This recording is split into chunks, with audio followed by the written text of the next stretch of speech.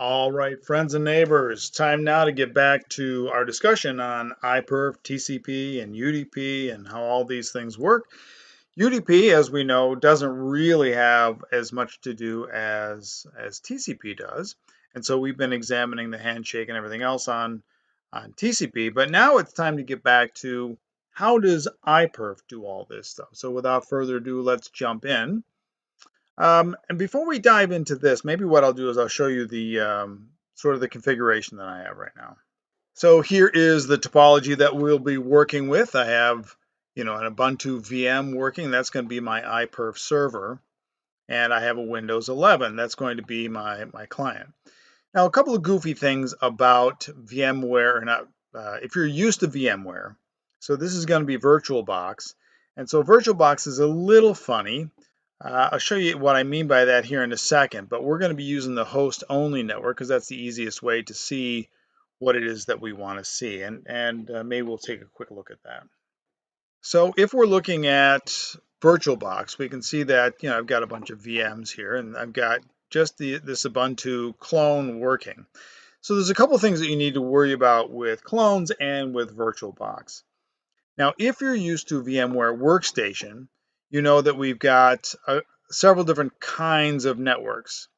So we have essentially a bridge network, which shares the connection with the host. You have host-only networks that don't go anywhere. And then we have network address translation, or NAT networks. And in this case, I'm using the host-only. And we've got DHCP servers running or have the potential to run DHCP servers. So I've got a DHCP server running on the 22net, which is the host only. Now, you don't have to build that, right? It is built into the hypervisor. You just have to turn it on. And then under NAT networks, we've got a similar sort of thing. Now, the tricky thing with NAT networks is that if you're used to Workstation, then you're used to seeing a VM net that you can capture on that is the natted network. But that's not what happens with VirtualBox. VirtualBox not only doesn't give you one of those, it still passes through traffic, but you can't really capture what's going on the VM through that NAT network. The other issue with VirtualBox is that it doesn't bridge very well with wireless adapters. And you don't have to believe me, just go out and read the VirtualBox networking documentation. Now that said, why am I using VirtualBox? Well, because I get tired of fooling around with licenses and having them expire all the time with Workstation. And for the most part, it does what I want it to. But for right now, what we're dealing with is a host-only network. We've turned on the DHCP server. It's the 22net, so both the client and server will be on the 22net. All right, so that's one thing. The other thing that you ought to be aware of is that with a VM, and this is true in Workstation or in VirtualBox, when you've got your network adapters and you choose what kind of network you want to connect, under the Advanced tab, there's a MAC address here. So first of all, I like to be very promiscuous, right? It would like to allow all, so I want to capture and see everything. But the real issue for me right now is because I had this Ubuntu VM that I started, and then I cloned it. When you do that, they have the same MAC address. And so what you want to do, and I'll show you on this one, you want to make sure you change the MAC address so that they have different ones, because the internal DHCP server will get confused and it won't want to hand out IP addresses. Okay, so that's a little bit about the connection and what we have going on. Let's go back to our server and then we'll just do a capture. Oh, I want to show you one more thing here. You can see that here are my network adapters that I have on this particular machine, and I've got a host-only adapter. I'm not bridging right now, but there's no VirtualBox NAT adapter, and so that's one of the things that often adds a little bit of confusion into the mix. Okay, now we'll do the server. So here is our server, right? The server is going to be sitting at 22.4, and I'm just going to run IPERF 3-S, and so here we have it. So it's just running, and that's all that I'm going to do on the server. We pretty much don't need the server at all anymore. And let's go over to see what Wireshark is doing. So I did a little test capture earlier. We're going to start this again, but I'll show you, right? We're going to capture on the VirtualBox host-only adapter, and we'll start this. We don't want to save that. So now this is going. There's not a whole lot going on. And I'll just do a quick test between my nodes. So first we'll take a look at this one here. We can see that this is 22.1. And so we'll just see if we can ping the server just to make sure. Always a good test. 22.4, we can see that it's alive. All right, so now we're capturing, and we can see that I just captured the ICMP echo exchange between them. Rah, rah, and off we go. So what I'm going to do is we're just going to let IPERF figure it out, right? So we're going to do the default, IPERF3-C. Now, the default for IPERF is really that it's got a 10-second test, but also it picks the window size, and we'll see if we can figure that out from the capture. But there's a default window size associated with IPERF running without any options. So here we go. I forgot to put the IP address. Here we go. So this is just a 10-second test, and we're going to get pretty doggone good speeds because this is really all internal, right? It's just my host machine talking to a virtual machine. Okay, so let's see what Wireshark has to say. So the capture, there are all the packets, but here we'll stop this. How many packets do we generate? Almost 950,000. So in 10 seconds, look at all of this. This is just straight up IPERF traffic from 21 to 24. IPERF in 10 seconds generates a tremendous amount of traffic. So here's the ICMP that we saw at the beginning, and here is our handshake, SYN, SYNAC X. So this is the client connecting to the server. Now here's a weird thing right off the bat with IPERF. We can see that there's the handshake, and it starts exactly as we expect it to, right? From the client to the server, from the server to the client, and then the client back to the server. Okay. Now we're going to do some stuff that's application specific, but then we're going to get into the data. Now, if you were looking at this and you were trying to figure out which direction the data is going, then you would say, well, wait a minute. 22.1 was the client and 22.4 was the server. So what IPERF does that's a little backwards from what we normally think about is that the data flows from the client to the server. So it's not a pull from the server. Okay, so let's see what IPERF did to begin with. Move this up a little bit. So here is our handshake and source and destination port. Okay, IPERF is not worried about using system ports at all, so that becomes clear. We see the same behavior that we expect, right? We've got zeros for our relative sequence and acknowledgement numbers. We've got our SYN flag. There's our window. So the window size here is the maximum allowable without scaling. So 65,535. So that tells us about the default for the client side anyway. Well, what does the server come back and say? The server comes back with a window size that is nearly the same size. Again, the sequence number of 0, the acknowledgement number of 1, because we've already had something from the client side. Okay, so the window size for the server is 64,240.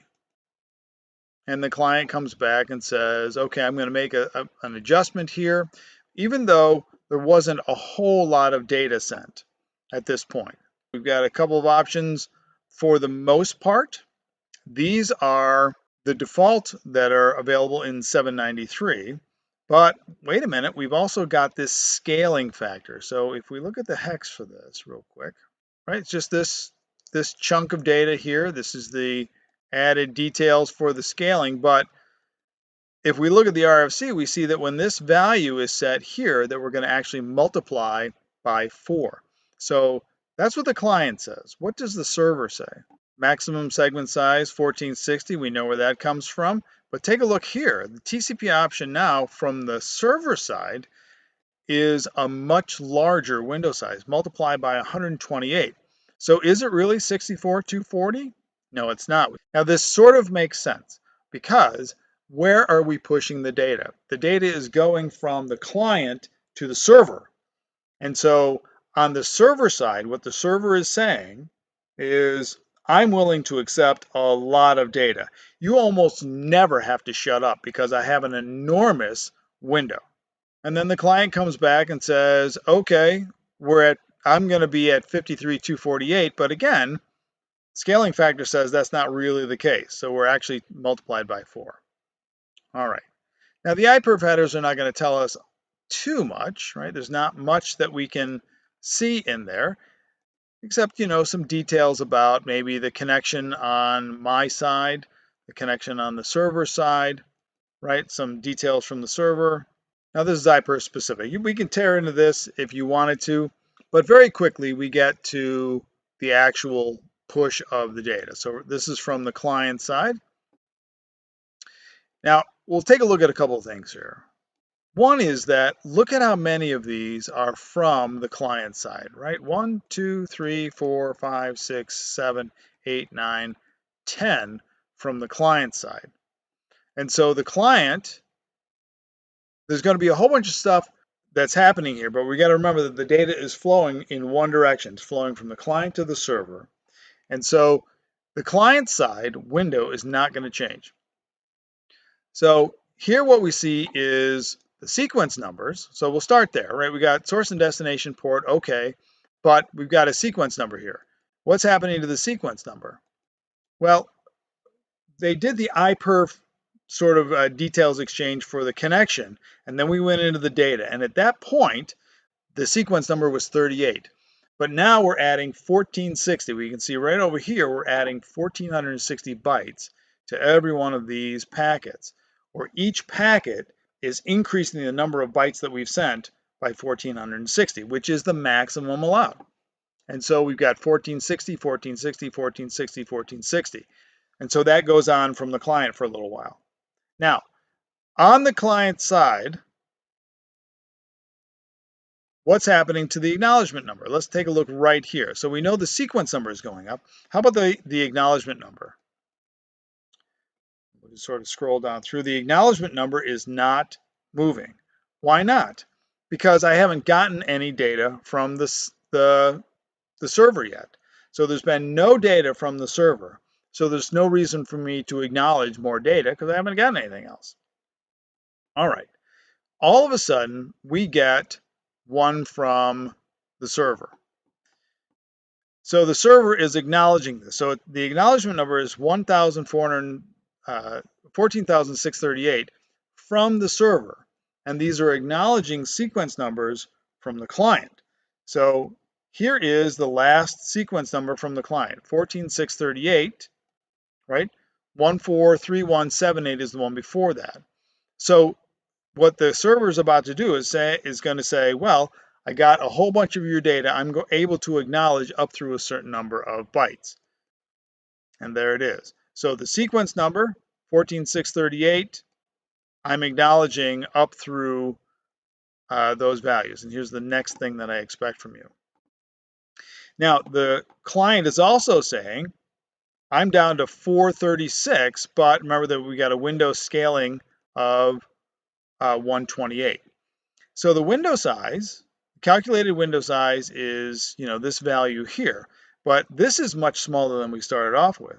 Why? Because I've sent a whole bunch of data to the server, and the server is trying to process this, or at least letting us know I got it, but the window size is not opening up full yet. And so we send a whole bunch more data, and then there it is, right there. All right, so another dozen or so frames, and the window size is again still shrinking, but I'm able to acknowledge back the other way. And this goes on through the entirety of this connection. So a couple things about this window size, right? The client almost never has to stop talking because the window size started off as enormous. It was a multiple of 128. So we can see that if we just look at the source values here, it looks like the window's smaller, but we've got that scaling factor that still keeps it quite large. So if we scroll down a little bit, we find another one, Well, the window size is now back up again because we're able to process the data that the client is serving. And at this point, the client is sending a lot of data. Remember that in 10 seconds, we were able to send 950,000 packets. Let's take a look at one other thing here. If we go up to the beginning, when we actually start sending data, right here, here is the timestamp, 52.357044. It's happening so fast that this data, the delta T, is not even measured by Wireshark. So a lot of times you'll hear me say something like, well, IPERF is an animal. It sends a lot of data, and it certainly does. We can't even get a delta T. We don't get a delta T until we hear something from the other side. The next batch of packets goes, it's just pow, pow, pow, pow, pow, pow, pow, pow. And we see this behavior all along. So if we grow somewhere midpoint, we see the exact same sort of thing, right? We see, goodness, it's even worse at this point right here. Here's in packet, we'll call it 716, right? Then at some point, the server has come back, but then how many packets go before the server is able to say something back again? 1, 2, 3, 4, 5, 6, 7, 8, 9, 10, 11, 12, 13, 14, 15. Well, a lot. It's a lot of packets. But take a look here. The server finally gets something to say. So after dozens of packets from the client, right? Remember, they're going real fast. Here we're 5 seconds in, and we're at 394,000 packets. The server then has something to say. And so it says, well, here's my window, right? And this is just because the server is able to process stuff, and it sends an acknowledgement back. Or at this point, we're acknowledging really big numbers, right? Remember, they're hexadecimal, so if we were tracking the hex, it would be right there. But the window size is responding to what the client or what the server has been able to process from the client and expanding the window back open. So we take a look here, the window is 24,243 with that same scaling factor. The server had these queued up and ready to go, but in a very short period of time, it received a whole bunch of these, and it was probably not able to process all of that data. So it gets all this, and it says, all right, I'm going to acknowledge these values that you sent to me, right, the bytes that you sent, but I haven't necessarily been able to process them all. Here's the window size continuing to shrink. Okay. So that is what's going on with default IPERF and the window size, right? They're actually enormous window sizes. This is one of the reasons why IPERF is able to send so much data. And of course, we're getting a very high speed connection. We go all the way to the end. And here is our termination. Now we can see a fun little message from the application itself, right? IPERF is done. And then the two sides try to do a graceful close. We see the fin-ACK exchange, right? So this is actually a fin with an acknowledgement, then an ACK, and this is important. One side tries to be done, right? The server says, all right, you're done, right? So we get this message from the client. I'm done. I did my test. The server says, okay, fine, let's terminate. By the way, I'm going to acknowledge what you just sent. The client comes back and says, I'm acknowledging that the server wants to be done. And here is the client side now saying, all right, I'm going to be done as well. I'm going to acknowledge the last bit that I have. And then the server side says, I acknowledge the last bit of data. In other words, we have a four-way handshake at the end of this TCP connection. Fin-ACK, fin-ACK. And then we're done. Now let's see what happens when we change the window size for IPERF. All right, so we're not going to do this. We're going to start a fresh capture. Let me go over to the client and we'll rerun it. So what I'm going to say is I'm just going to add a -W and we'll say 8,000. Now I want you to keep in mind that we're up at 1.8, 1.9, 1.5 gigabits per second, which is pretty good in terms of a transfer rate. Let's see what happens here.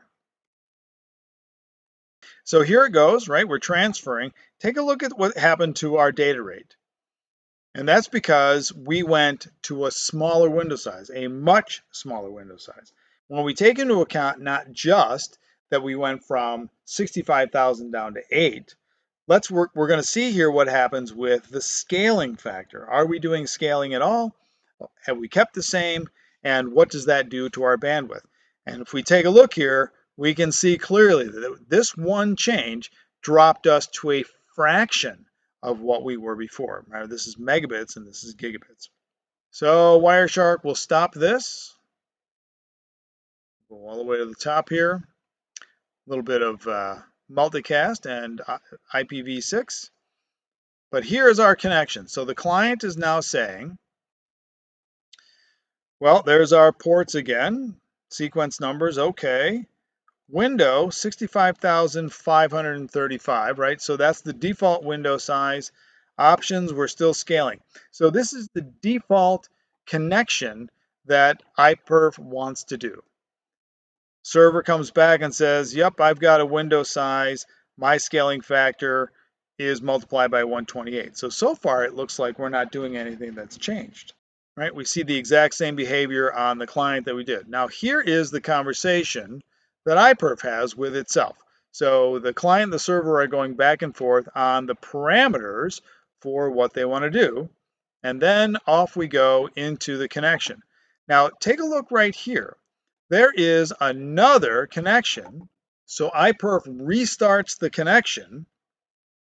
But take a look at the window size that it's using. We're now down to 8,000. Now we take a look at something else. Here's the source port 53,274 where we are now. Previously it was 52,273. So IPERF started the connection over with and then went up by one port, and now we are at the window size that we selected in the command line. Okay, so now let's go down and see what the actual data transfer looks like. So we have the conversation, right, where they exchange the parameters for this one, and we can see that Wireshark is telling us, oh, the window is 8,000. So the test starts running. It's one of the things we can get from the IPERF message. And then just like before, we see that we've got a series of packets from the client. So why is the client sending 4 here? So if we do a little multiplication here, and we'll just do round numbers. Let's say that this was 1,500 each. That would be about 6,000 bytes. We know that the window size is 8. There's one more. So we see a lot more back and forth between the two sides. So we see, a couple of packets from the client and then the server trying to acknowledge the bytes that have been sent. And so we've got 1460, 1460, 1460, 1460, so slightly less than 6,000 bytes. And then take a look at the acknowledgement that comes back. Oh, slightly less than 6,000. Okay, so that tracks pretty well. And then the client tries to send some more data. But if we take a look here is from the client side, the client knows that this connection is restricted, or at least the client side has specified a window size of 8,000. So what's going on here? Remember that IPERF is pushed from the client to the server. So IPERF is a little weird in that context, and IPERF, the client side, is controlling the window, controlling the amount of data. So that's also a little bit backwards. So we're trying to understand two things. We're trying to understand the behavior in the presence of a window size that's smaller than we want and what IPERF is doing.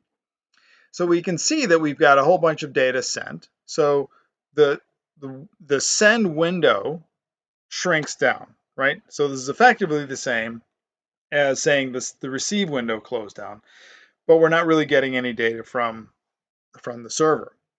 Now the server finally comes back and says that my window size has shrunk, right?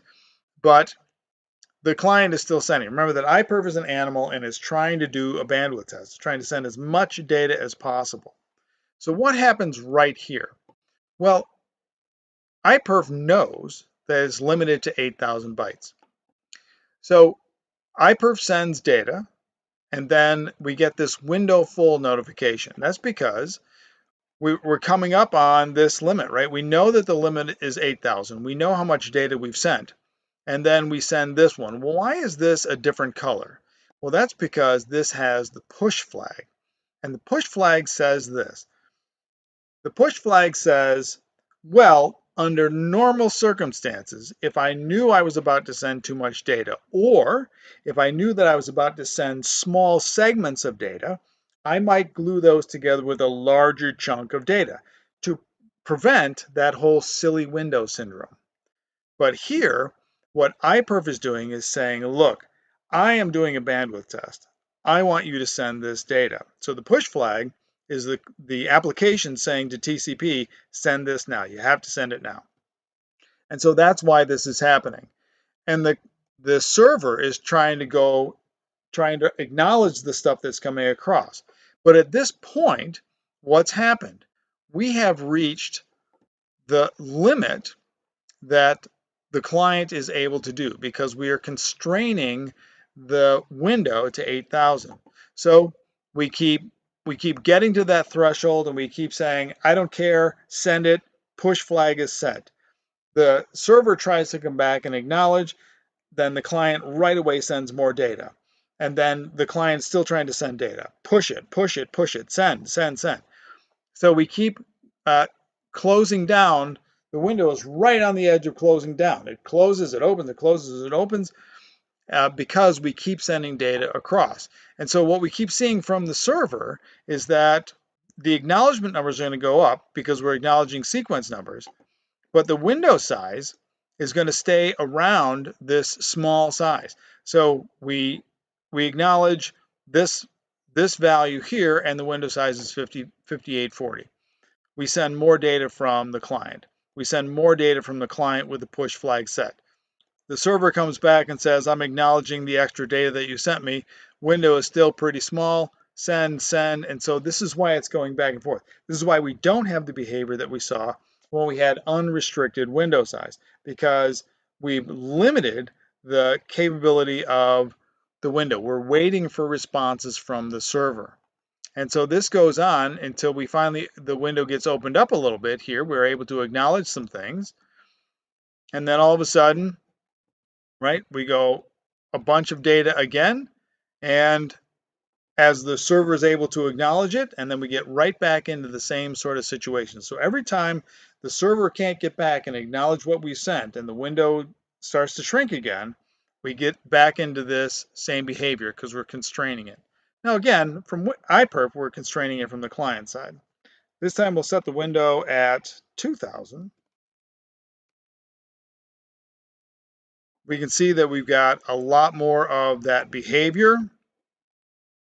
What's our data rate? Well, we went from more than a gigabit per second to 28, 30 megabits per second. And now we're down below, say, we're at an average of 10.3 megabits per second. So we really shrunk the capacity of the link again by having a very small window size. So going back up at the top here, we see the SYN, SYN-ACK, ACK with the default parameters for IPERF. We see the exchange, we see the discussion between the two sides that we want to change the window size for the connection. Here we go. Here's the SYN, SYN-ACK, ACK, right? The new connection that establishes that our window size is going to be 2000. And then the data starts again, going back and forth. But take a look how long it takes to shut down the window. The window is already full, right? We've had this exchange here. So the client server, even before we start sending the data across, have already closed down the window because the window is very, very small. So again, we have the window full. We have the sort of alarm from the client side. We acknowledge it. So the server says, here is the acknowledgement numbers. And the client goes right back in again and sends more data. And we see a lot more back and forth between the client and server because now we're effectively waiting for the server to acknowledge all the data. Now, the other fun part that we can see here is that not only do we have more back and forth, but we can actually now measure the time because this takes a while. It's not just that I'm sending a whole bunch of data from the client so fast that we can't even really calculate it, at least using Wireshark. Does it ever clear up really? No, it just goes back and forth, because it's really just a little bit more than one frame or one packet that clogs up the window. So it's 2000. If our maximum segment size is 1460, then it doesn't take a whole lot to jam up the window. I suppose the last thing that we can look at is if we remember from our earlier IPERF test where we were unconstrained, we sent about 950,000 packets in 10 seconds. How many packets did we send this time? Not even 20,000. So a very, very small fraction of what we sent before. And the reason, of course, is because we're sending data, the window closes down, we have to wait for acknowledgments, the window opens back up again, and then we can send more data. So it's really very much this sort of back and forth, as opposed to just a fire hose from one side because we're unconstrained on the window. Well, there we go. I hope that goes a little bit farther towards helping you understand TCP behavior, Windows setup, sequence and acknowledgement numbers, and maybe a little bit more about how IPERF works. All right, thanks for watching. Thanks for listening. No matter how big your window size is, may those packets always reach their destination, even if you have to wait for acknowledgments.